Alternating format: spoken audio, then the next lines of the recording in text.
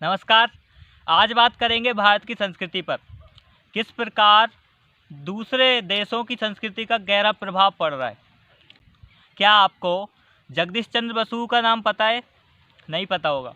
आपको तो बड़े बड़े एक्टर शाहरुख खान, सलमान खान ऐसे नाम पता होंगे, क्योंकि ये टीवियों में और एडों में आपके सामने निरंतर आते रहते हैं।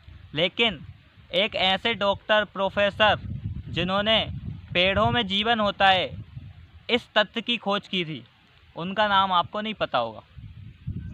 पर ठीक है, जब वह इस तथ्य की खोज कर रहे थे कि पेड़ों में भी जीवन होता है, तब उन्होंने एक प्रयोग किया। क्या था वह प्रयोग?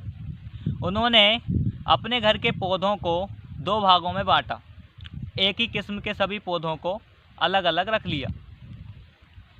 अब वह रोज़ सुबह उठकर आधे पौधों को सुबह गालियां देते थे और आधे पौधों की तारीफ़ करते थे कि तुम नालायक हो, तुम्हारा रंग ठीक नहीं है, तुम में खुशबू अच्छी नहीं आती, तुम किसी काम के नहीं हो। इस तरीके से आधे पौधों को गालियां देते थे और तुम्हारा रंग कितना अच्छा है, तुम तो गुणों की खान हो, ऐसे दूसरे पेड़ों की तारीफ़ किया करते थे। यही उन्होंने निरंतर 6 महीने तक किया।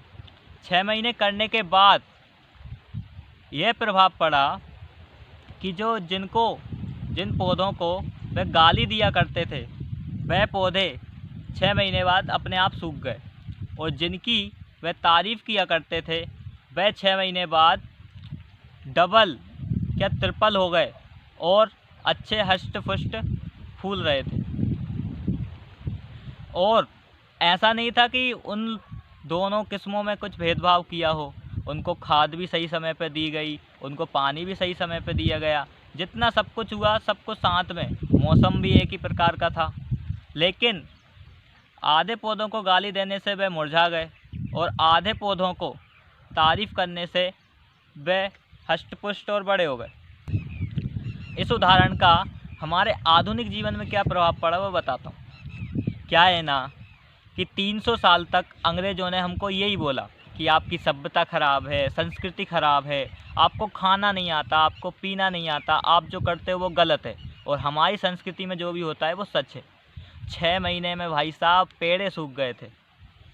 तो 300 साल में उसी तरह से भारत के लोग भी सूख गए, और ये भावना इस तरह से भारतीय लोगों में घुस गई कि वे अपनी संस्कृति की बात भी सिर झुकाकर करते थे। उनको यह हीन भावना आती थी कि हमारी संस्कृति खराब है, हमारा धर्म खराब है, हमारा देश खराब है, जो बाहर से आ रहा है वही सही है। लेकिन धीरे धीरे बदलाव हुए और भारत एक अच्छी दिशा में बढ़ रहा है। धन्यवाद।